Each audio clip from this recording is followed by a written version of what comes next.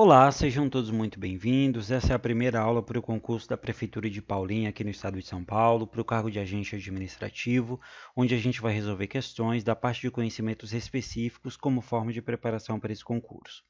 Desde já, pessoal, faço uma observação, antes da resolução das questões. Eu quero dizer o seguinte, que esse concurso da cidade de Paulinha, apesar dele ter como requisito para investidura o nível médio, ele cobra concursos em seu edital, e aqui eu trouxe aqui o edital para a gente analisar, aqui na parte de conhecimentos específicos, para o cargo de agente administrativo, ele cobra concurso, ele cobra assuntos que a VUNESP costuma cobrar em concursos para nível superior, né? Aí para administração, para que exige um nível superior em administração. Então você tem que se preparar conforme tudo isso aqui, ó, conforme toda essa parte. A gente tem que conhecer de administração geral, os conceitos todos aqui que estão, administração pública, né, também algumas leis federais e uma lei municipal. Você tem, em relação aos conhecimentos específicos, é uma parte muito extensa da administração, onde você tem que conhecer muita coisa, e aqui, apesar de ser um cargo de nível médio, né, você precisa ter conhecimentos equiparados aí a cargos de nível superior. Aqui eu trouxe um exemplo para vocês, por exemplo, aqui o edital da Prefeitura de Vista Alegre do Alto, né? Que é uma cidade aqui em São Paulo, onde a VUNESP cobrou também para o cargo de administrativo, praticamente o mesmo edital, né, praticamente os mesmos conhecimentos específicos, a parte de administração geral, a parte de administração pública, né? Só que nesse edital, pessoal, era para nível superior o cargo de agente administrativo. Então você tem que se preparar com a profundidade correta em cada assunto, né, por conta que, apesar de ser um edital que cobra apenas o nível médio para o ingresso no cargo de agente administrativo, os conteúdos que cairá na prova, né, que cairão na prova são equiparados a nível superior, né? Assim também a VUNESP cobrou na prova da Unifesp, né, a universidade que fica aqui no estado de São Paulo, para o cargo de agente administrativo era de nível superior também, e a VUNESP cobrou esse mesmo edital, né?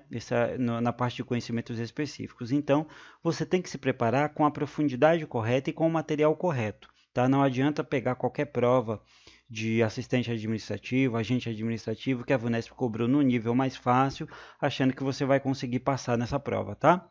E por isso, desde já, eu já deixo aqui a dica de apostila para esse concurso, pessoal. Essa apostila em PDF, com 200 questões comentadas e gabaritadas, questões da Banca VUNESP, e cada questão foi aplicada recentemente, e cada questão foi selecionada conforme aquilo que é cobrado no edital. Tá? Essas questões abordam língua portuguesa, matemática, raciocínio lógico, noções de informática e também a parte de conhecimentos específicos, conforme aquilo que a VUNESP pediu.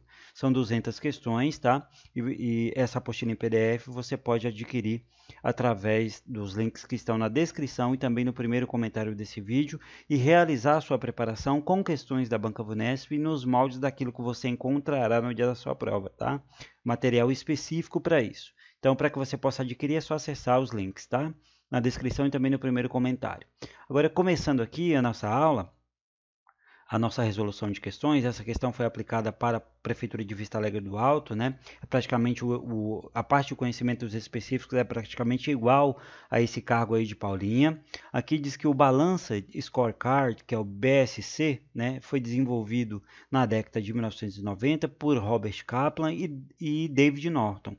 Busca contribuir no alinhamento entre estratégia e atividades operacionais para que os objetivos estratégicos de uma organização sejam alcançados, e é composto por perspectivas, né? Ao utilizar o BSC, seja no setor público ou no setor privado, a avaliação de como os recursos e o capital humano estão sendo utilizados na organização insere-se na perspectiva. Então, esse BSC, né, o Balanced Scorecard, ele é composto por perspectivas, né? E aqui diz que seja no setor público ou privado, e a avaliação de como os recursos e o capital humano estão sendo utilizados na organização insere-se em qual perspectiva do BSC? Letra A, dos clientes ou cidadãos. Letra B, financeira. Letra C, de aprendizagem e crescimento. Letra D, de processos internos. E letra D, de processos externos. Então, pessoal, a gente tem que primeiro entender o que se trata o Balanced Scorecard, né, que é o BSC, que é uma ferramenta criada por Kaplan e Norton nos anos 90 para ajudar as organizações a colocarem em prática toda a sua estratégia, né? Ele faz isso a partir de 4 perspectivas, e aqui eu trouxe essas perspectivas para que a gente possa ter um maior entendimento. Ele faz isso considerando a perspectiva financeira, né? A perspectiva financeira e também a perspectiva dos clientes e cidadãos, a perspectiva dos processos internos e também a perspectiva de aprendizagem e crescimento. E dentro do BSC, pessoal, a perspectiva que está ligada à capacitação dos funcionários, à inovação, à tecnologia, né, e o uso do capital humano, como está pedindo a questão, é a perspectiva da aprendizagem e do crescimento. Tá? Então, dentro do BSC, a tecnologia, a perspectiva da aprendizagem e do crescimento é a perspectiva que está ligada à capacitação dos funcionários, à inovação, ao uso do capital humano, como está pedindo aqui, como está pedindo aqui o comando da nossa questão, né? Então, dessa forma, a alternativa correta é a letra C. Aqui, toda essa questão insere-se na perspectiva de aprendizagem e crescimento do BSC. Tá? A letra A está errada, pessoal, porque fala que é dos clientes ou dos cidadãos, está errada. Essa perspectiva ela olha para a satisfação e a visão do que os clientes ou cidadãos têm da organização, né? Então, não trata de gestão de pessoas, como aqui pede o comando da questão. Então, está errada a letra A, não trata de gestão de pessoas, né? E sim para a satisfação e a visão que os clientes têm da organização. A perspectiva financeira, como fala a letra B, também está errada. A perspectiva financeira ela mede resultados econômicos e o retorno dos investimentos que foram feitos, né? Mas não o desenvolvimento dos colaboradores, a gestão do capital humano, então está errado.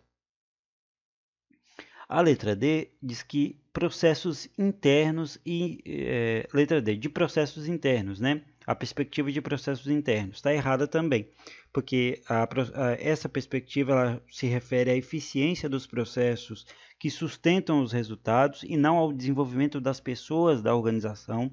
Então, não se trata das pessoas da organização, né? Do capital humano. A letra E diz que é de processos externos. Não existe essa perspectiva aqui dentro das 4, né? Aqui do BSC, do Balance Scorecard. Então, dessa forma, a alternativa correta é a letra C de casa, né? A alternativa que traz a perspectiva, a alternativa correta, né? Quanto à perspectiva do BSC, que avalia o uso de recursos e do capital humano, é a letra C de casa. Essa questão, pessoal, também foi aqui vista na nossa apostila de questões comentadas e gabaritadas, tá? A questão número 128 da nossa apostila. Ela vai estar disposta sim na apostila, na parte de conhecimentos específicos, e na próxima página você terá a resolução, para que você primeiro resolva e depois confira a resolução, tendo esse feedback imediato, né? E sem ter a interferência, para que você vá fazendo esse treinamento. E aqui a letra C é apontada como alternativa correta, né?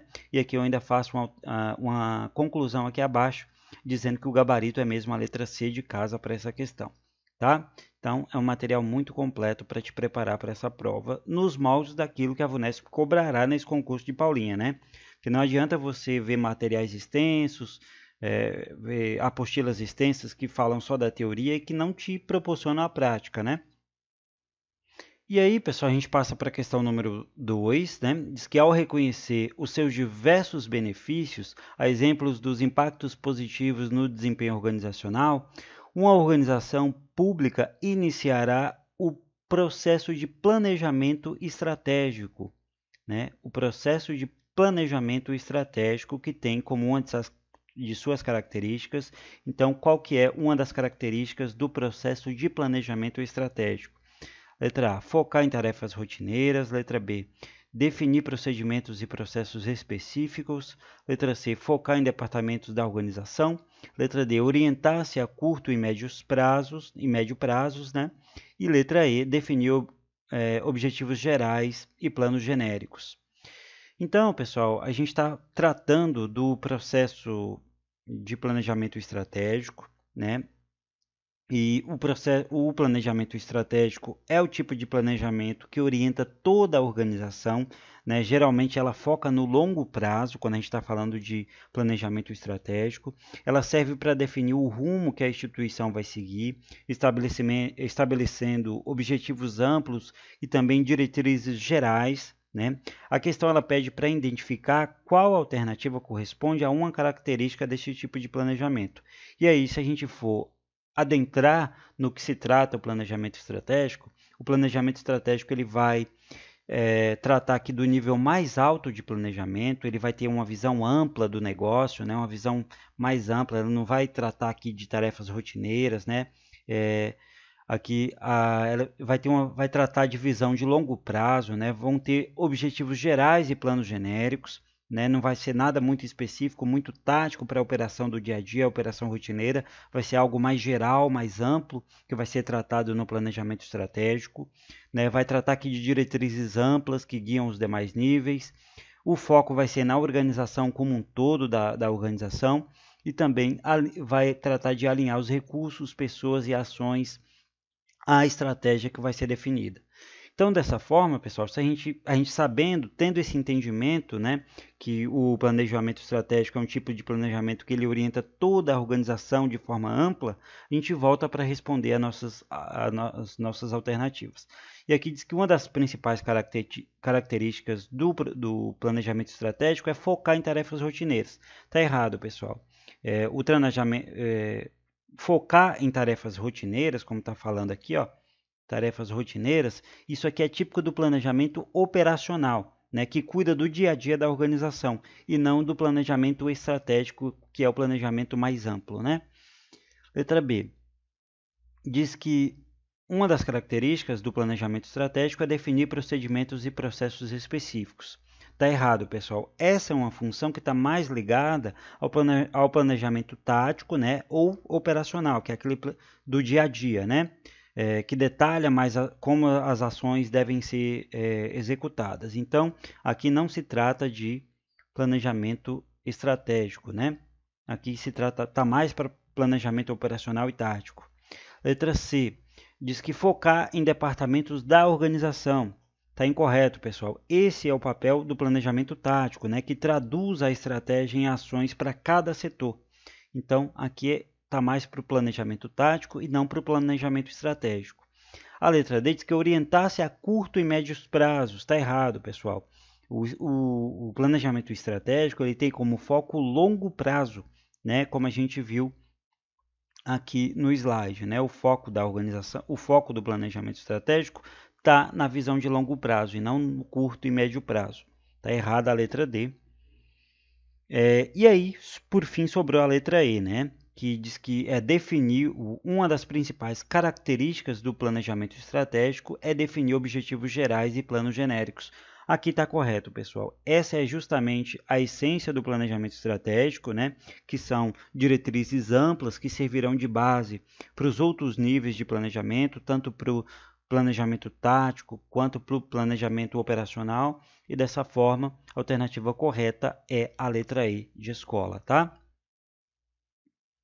Questão número 3, pessoal. Aqui diz que o Poder Executivo de um município realiza anualmente uma avaliação de desempenho humano, que, entre outras finalidades, é utilizada como um dos requisitos para a progressão e a promoção de servidores públicos daquela localidade. A avaliação de desempenho humano atualmente adotada por esse município leva em consideração tão somente dois aspectos: o ponto de vista da chefia e o ponto de vista do subordinado. Então, leva em consideração dois aspectos, né? Que é o ponto de vista da chefia e o ponto de vista do subordinado. O que diz respeito ao modelo denominado. Então, esse modelo, né? Que leva em consideração dois aspectos, né? O ponto de vista da chefia e o ponto de vista do subordinado, ele denomina-se letra A, autoavaliação, letra B, avaliação por incidentes críticos, letra C, avaliação 90 graus, letra D, avaliação 180 graus e letra E, a avaliação 360 graus. Então, pessoal, a avaliação de desempenho uma ferramenta, né, que é usada para medir o rendimento de servidores ou de colaboradores. Existem vários modelos de avaliação de desempenho, né, que variam conforme quem participa dessa avaliação. Essa questão ela trata de um modelo em que são considerados dois pontos de vista, o da chefia e o do subordinado. E isso, pessoal, a gente vai ver que aqui falando dos modelos de avaliação, se trata do modelo de avaliação de desempenho de 180 graus, né, que considera duas perspectivas, a perspectiva da chefia, né, que avalia o subordinado, e a perspectiva do subordinado, que avalia a chefia. Né? E isso, pessoal, a chefia avaliando o subordinado e o subordinado avaliando a chefia, essa avaliação em 180 graus, ela permite um feedback mútuo entre o gestor e o colaborador, né? Entre o chefe e o empregado, o chefe e o seu subordinado. Esse modelo de avaliação ele é mais completo do que a avaliação somente de 90 graus, porém é menos abrangente do que o modelo de avaliação de 360 graus.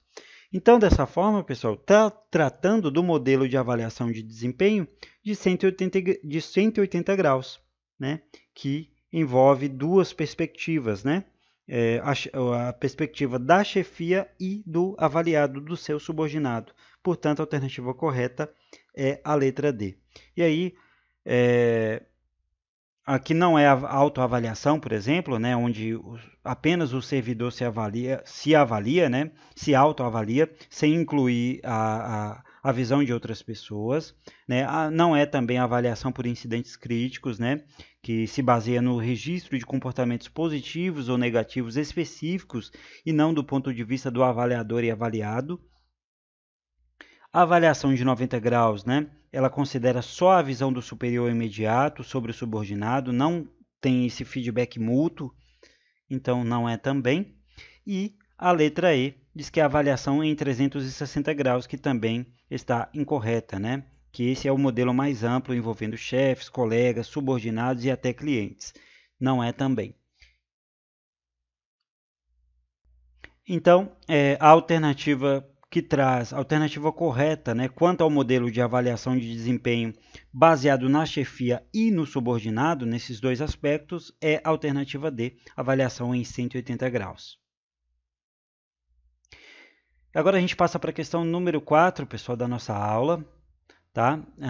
Aqui diz que entre as técnicas motivacionais contemporâneas, então a gente está tratando aqui de técnicas motivacionais contemporâneas, que podem ser utilizadas em busca do aumento da produtividade e da satisfação dos servidores públicos, aquela que diz respeito à delegação de autoridade da liderança para subordinados, né? Então, aquela que diz respeito da delegação de autoridade da liderança para subordinados, ela é denominada, né? Essa técnica é denominada, letra A, rotatividade de cargo, letra B, expansão de cargo, letra C, enriquecimento de cargo, letra D, equidade e letra E, empoderamento, né?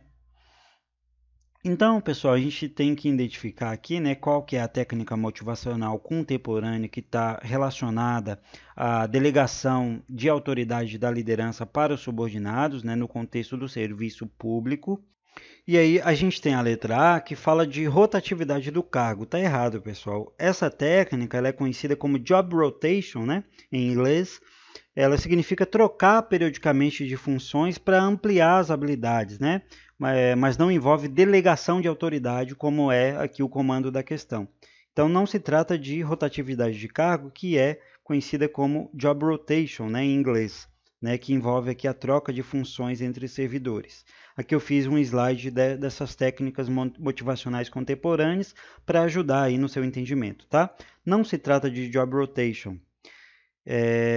A letra B diz que a delegação de autoridade da liderança para os subordinados é expansão de cargo. Está errado também, pessoal. Expansão de cargo ela se refere ao acréscimo de tarefas do mesmo nível de complexidade sem aumento de autonomia ou autoridade.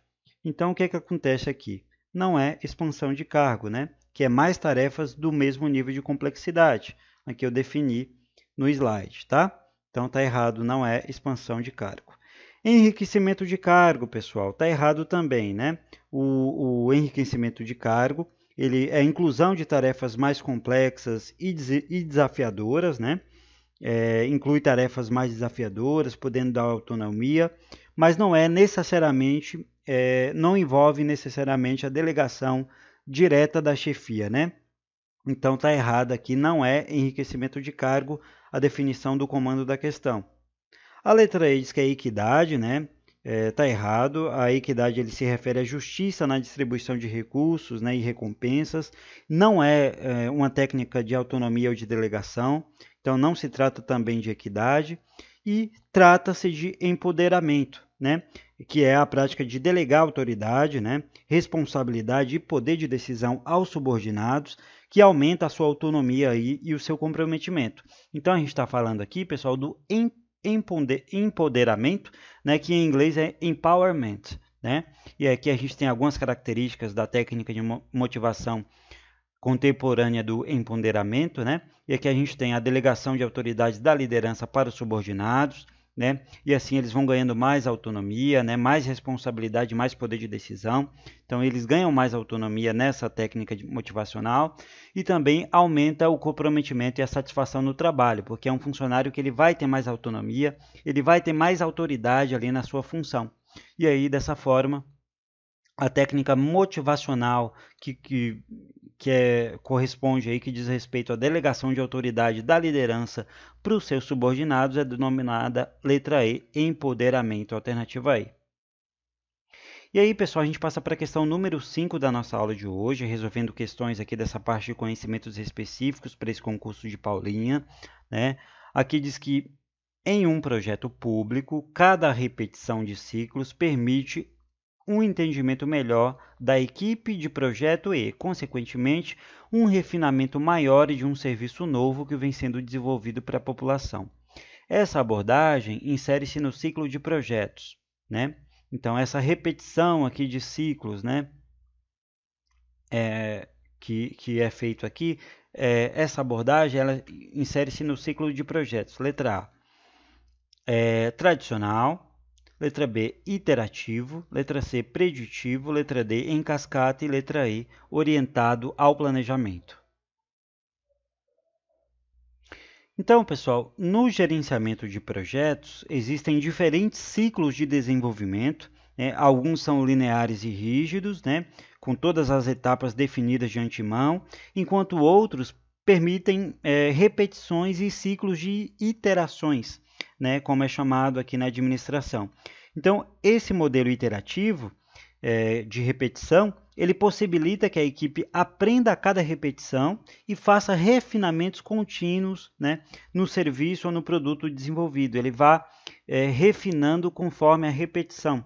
Né? Ele não é aquele ciclo rígido que já começa de forma linear, com todas as etapas definidas. Né? Você vai melhorando, você vai refinando conforme vai repetindo aquele projeto. Né? Esse é o modelo aqui de gerenciamento de projetos através de repetição de ciclos, que se trata de iterações. Né? Então, cada ciclo ele gera um aprendizado e refinamento, né? Vai permitindo aqui ajustes contínuos no serviço ou no produto que está sendo ali desenvolvido, né? E é diferente de modelos lineares, né? Tradicional, de cascata ou preditivo, que seguem já etapas fixas predefinidas. Então, aqui a gente está tratando então do modelo de gerenciamento de projetos iterativo, né? Então, esse aqui é o ciclo de projetos iterativo, né?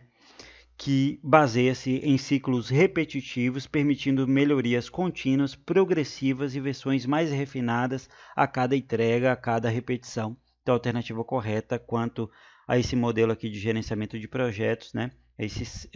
Essa abordagem de ciclo de repetição trata-se aqui do modelo iterativo, alternativa correta, letra B. Tá bom? E aqui a gente termina as 5 questões da nossa aula de hoje, pessoal. Lembrando que todas essas questões foram retiradas desta apostila.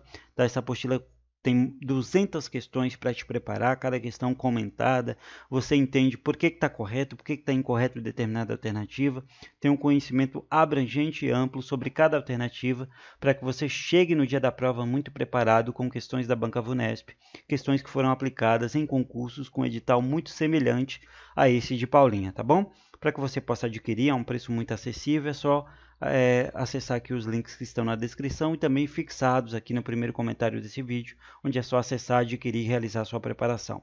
Qualquer dúvida é só deixar nos comentários, deixe seu gostei no vídeo, se inscreva no canal para receber as próximas aulas que eu farei para esse concurso e até a próxima, tá bom?